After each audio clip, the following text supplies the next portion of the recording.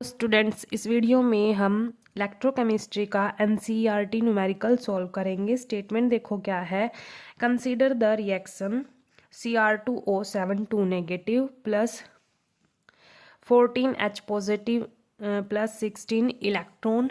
यहाँ पे प्रोडक्ट में क्या मिला 2 Cr3 positive plus 7 water molecules. ठीक है, तो ये रिएक्शन गिवन है। यहाँ पर इन्होंने न्यूमेरिकल में पूछा क्या है, what is the quantity of electricity in the coulombs needed to reduce 1 mole of Cr2O7 2 negative. ठीक है, तो जो ये Cr2O7 2 नेगेटिव है, इसको रिड्यूस होने के लिए कितनी अमाउंट ऑफ इलेक्ट्रिसिटी की नीड होगी यहाँ पर, वो हमने निकालनी है। और वो भी किस में निकालनी है, कोलाम में निकालनी है। ठीक है, ये रिड्यूस हुआ, किस में रिड्यूस हुआ, ये Cr2O7 2 नेगेटिव है जो किस में रिड्यूस हुआ, Cr3 पॉजिटिव में रिड्यूस हुआ। कैसे रिड्यूस हुआ हमें पता कैसे चलेगा। देखो यहाँ पर जो Cr2O7 2 नेगेटिव है, अगर हम यहाँ पर क्रोमियम की ऑक्सीडेशन स्टेट निकाले तो क्या होगी।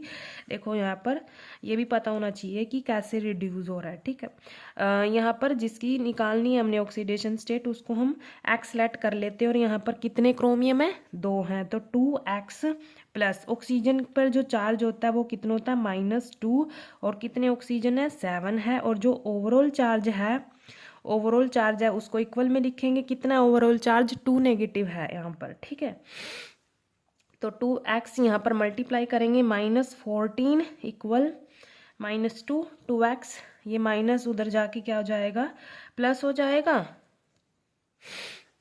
तो यहाँ पर 2x क्या आ जाएगा, equal 12, x equals to 6। x क्या था, जिसकी ऑक्सीडेशन स्टेट निकालनी है वो लेट किया था, किसकी निकालनी है, क्रोमियम की। तो क्रोमियम की यहाँ पर ऑक्सीडेशन स्टेट कितनी है, +6 है। यहाँ पर +6 है, तो +6 से +3 हो गई इसकी ऑक्सीडेशन स्टेट। इसका मतलब क्या हो गया, Cr2O7 2 नेगेटिव है वो रिड्यूस हुआ, क्योंकि ऑक्सीडेशन स्टेट क्या होगी, रिड्यूस होगी। ठीक है, तो ये तो कन्फर्म हो गया कि ये रिड्यूस हुआ। अब देखो जो ये रिड्यूस हुआ है, इसको रिड्यूस होने के लिए कितनी इलेक्ट्रिसिटी की यहाँ पर नीड होगी वो हमने निकालना है। ठीक है, वो निकालना है हमने यहाँ पर। और किस में निकालना है, वो कोलम्स में निकालना है। यहाँ पर देखो जो ये Cr2O7 2 नेगेटिव है, इसके कितने मोल है, 1 मोल है यहाँ पर। ठीक है, 1 मोल है यहाँ पर Cr2O7 2 नेगेटिव।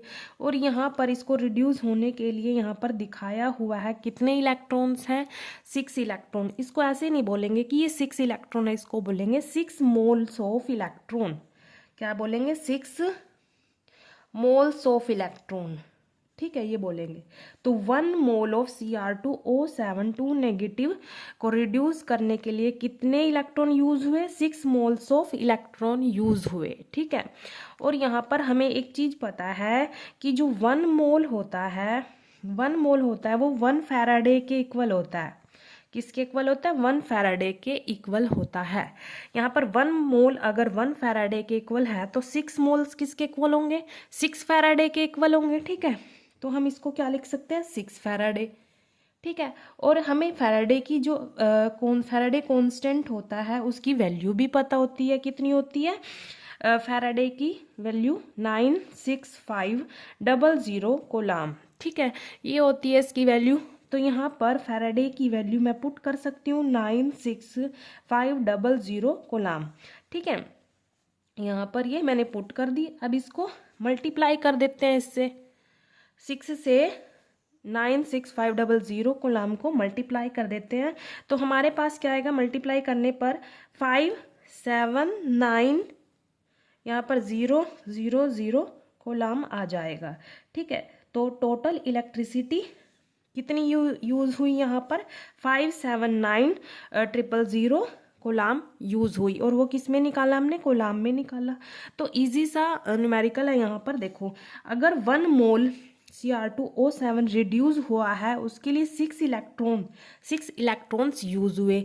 अब हमें पता है कि 1 मोल को हम क्या बोलते हैं, 1 मोल ऑफ इलेक्ट्रॉन को हम क्या बोलते हैं, 1 फैराडे। ठीक है, यहाँ पर मोल्स की जगह मैंने फैराडे लिख दिया।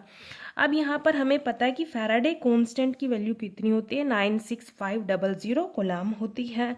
तो मैंने फैराडे की वैल्यू भी पुट कर दी यहाँ पर और इनको मल्टीप्लाई कर दिया और यहाँ पर कॉलम में ये आंसर आ गया।